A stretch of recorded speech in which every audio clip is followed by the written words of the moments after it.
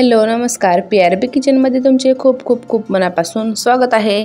सकाळच्या घाई गडबडीत मुलांच्या डब्यासाठी काय करावे हे सुचत नसेल तर हा व्हिडिओ शेवटपर्यंत नक्की पहा.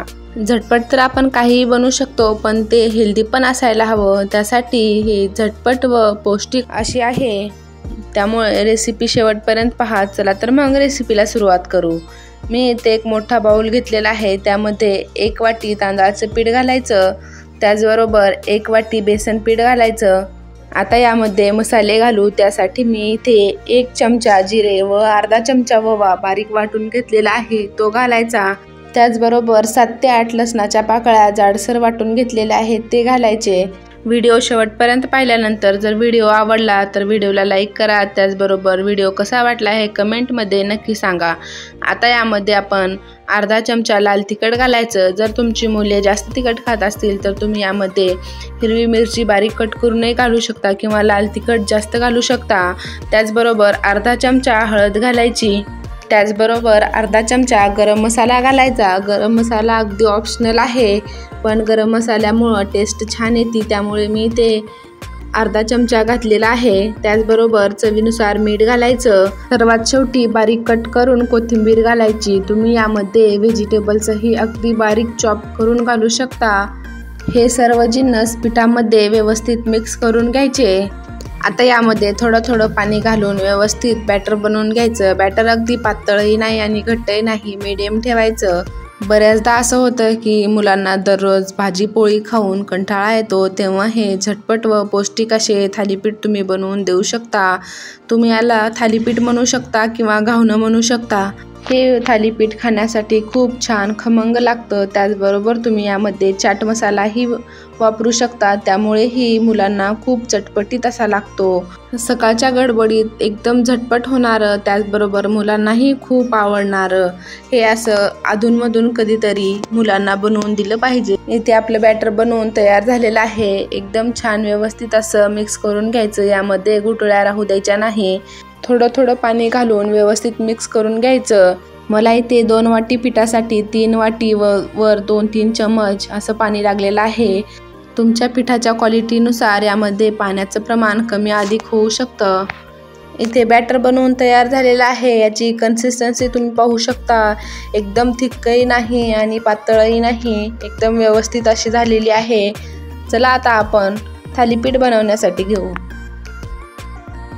इथे मी पॅन गरम करत ठेवलेला आहे. त्यामध्ये 1 चमचा तेल घालायचं. तेल छान पसरवून घ्यायचं.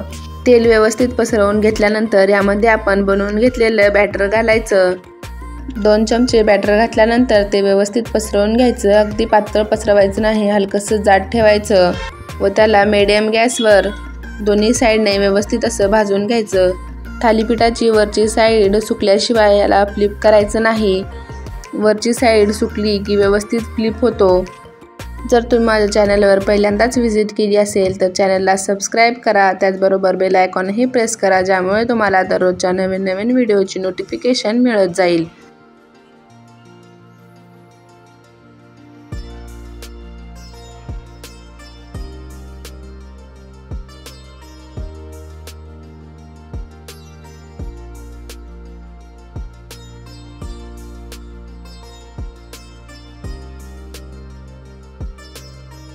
थालीपीठ वरच्या साईडने व्यवस्थित सुकले गेलेलं आहे. आता याला आपण फ्लिप करण्यासाठी घेऊ. फ्लिप करते वेळी तो अजिबात तव्याला चिकटत नाही. त्याचबरोबर तुम्ही याला आपल्या साध्या पोळी करण्याच्या तव्यावरही बनवू शकता. अगदी छान त्याच्यावरही व्यवस्थित होतात. इथे पाहू शकता खालच्या बाजूने छान अशी जाळी तयार झालेली आहे. दोन्ही साईडने छान असं भाजून घ्यायचं.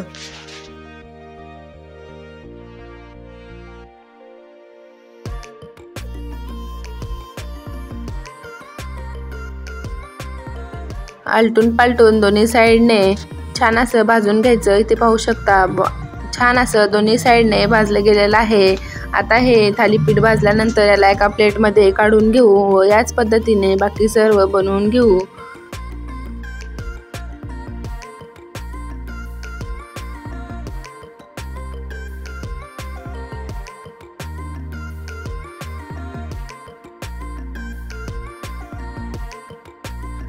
दुसरं थालीपीठ बनवते वेळी ही सेम हीच प्रोसेस करायची। पहिल्यांदा तव्याला थोडंसं तेल लावून घ्यायचं। तेल लावल्यानंतर पसरवून घेतल्यानंतर त्याला दोन्ही साइडने व्यवस्थित पसरवून घ्यायचं।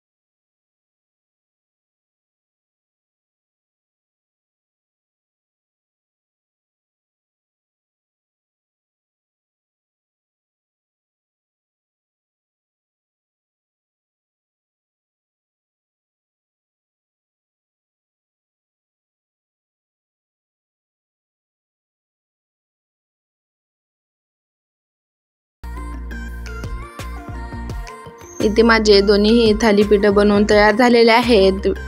हे झटपट व पौष्टिक असे थालीपीठ तुम्ही मुलांना डब्यामध्ये देऊ शकता किंवा सकाळच्या नाश्त्यामध्ये बनवू शकता। अगदी झटपट बनवून तयार होतात। व्हिडिओ आवडला असेल तर व्हिडिओला लाईक करा, शेअर करा व चॅनलवर नवीन असाल तर चॅनलला सबस्क्राईब करायला विसरू नका। भेटूया अशाच नवीन रेसिपी सोबत। तोपर्यंत बाय बाय।